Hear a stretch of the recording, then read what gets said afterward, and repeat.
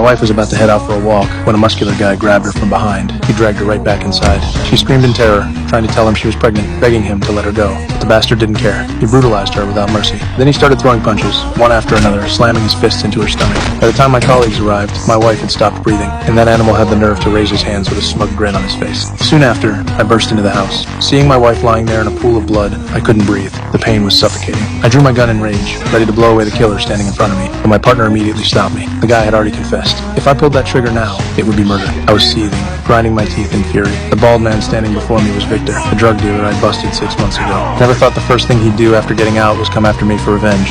Looking at this monster, my face twisted with rage. But my badge meant I had to play by the rules, let the law handle him. In that moment, I hated being a cop more than anything. After my wife died, I spiraled into guilt and regret. All I could think about was revenge. So I shaved my head, loaded my gun, and prepared to execute a crazy plan. Using the files, I tracked down one of Victor's hideouts. Before making my move, I told my partner where I'd be. Then I slipped in with my gun drawn. The 3 thugs inside had no idea what was coming. The next second, I stormed in and opened fire. 2 dropped instantly. Another punk with bleached hair tried to grab his gun, but I wasn't giving him a chance. For scum like this, I fight fire with fire.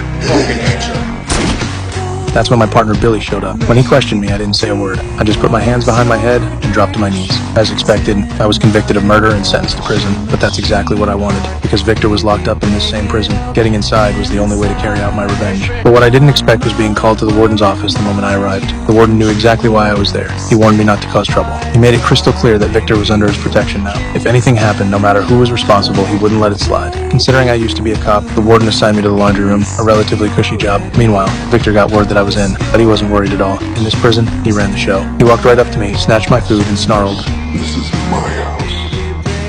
The only thing that badge will get you in here." Sure enough, just like he said, the next day I got jumped in the laundry room.